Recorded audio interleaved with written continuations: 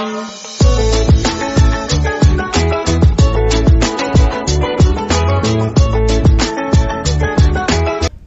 The lord. ప్రభువైన యేసుక్రీస్తు వారు ఈరోజు మనకు అందిస్తున్నటువంటి వాగ్దానం రూతు 1వ అధ్యాయం 8వ వచనం.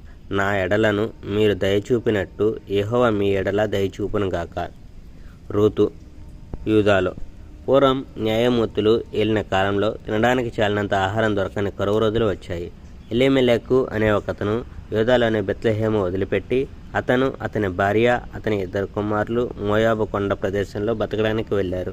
అతని భార్య పేరు నయోమి, అతని 2 కుమారుల పేర్లు మహ్లోను, కిలియోను. వాళ్ళు యూదాలోని బెత్లెహేంలో ఎఫ్రాతా వంశానికి చెందిన వాళ్ళు. ఈ కుటుంబం మోయాబులోని కొండ ప్రదేశానికి ప్రయాణం కట్టి అక్కడే ఉండిపోయారు. ఆ తరువాత నయోమి భర్త ఎలీమెలెకు చనిపోయాడు. అందుచేత నయోమి ఆమె 2 కుమారులు మాత్రమే మిగిలారు. మోయాబు దేశ స్త్రీలను ఆమె కుమారులు పెళ్ళాడారు. ఒక అతని పేరు ఓర్పా, ఇంకొక అతని పేరు రూతు. మోయాబులో సుమారు 10 సంవత్సరములు వాళ్ళు నివసించారు. అంతలో మహ్లోను, కిలియోను కూడా చనిపోయారు.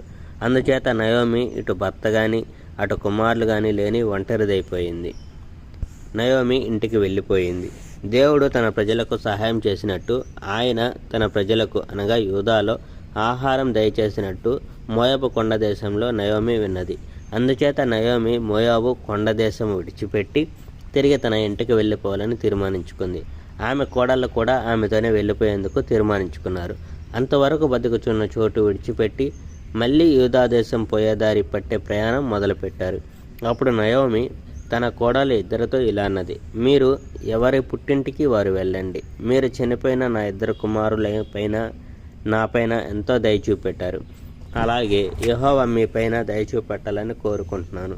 మీరు 2 మళ్ళీ పెళ్ళాడి మీ భర్తలతో సుఖంగా ఉండేందుకు ఆ దేవుడే మీకు సహాయం చేయాలనేదే నా ప్రార్థన. నయోమి తన 2 కోడళ్ళను ముద్దు పెట్టుకుంది. దానితో అందరూ ఏడవడం మొదలుపెట్టారు. ఆ కోడళ్ళు, మేము నీతోనే వచ్చేస్తాము, నీ కుటుంబంలోనే ఉంటాము అని అన్నారు. కానీ నయోమి ఇలా అన్నది, నా కుమార్తెలారా, మీ పుట్టిళ్లకు వెళ్ళిపోండి. మీరు నాతో రావడం దేనికి? మిమ్మల్ని పెళ్లి చేసుకునేందుకు నా దగ్గర ఇంకెవరు కుమారులేరు. ఇంటికి వెళ్ళిపోండి. ఇంకో భర్తను కట్టుకునేందుకు నేను మరీ ముసలిదానను. ఒకవేళ నాకు మళ్ళీ పెళ్ళవుతుందని నేను అనుకున్నా లాభం లేదు. ఎందుకంటే ఒకవేళ నేను ఈ రాత్రే గర్భవతినై నాకు 2 కుమారులు పుట్టినా మీరు వారిని పెండ్లాడాలంటే వాళ్ళు పెద్దవాళ్ళు అయ్యేంత వరకు మీరు వాళ్ళ కోసం వేచి ఉండాలి. అన్నాళ్ళు మీరు పెళ్లి చేసుకోకుండా ఆపుచేయడం నాకు మరీ విచారం.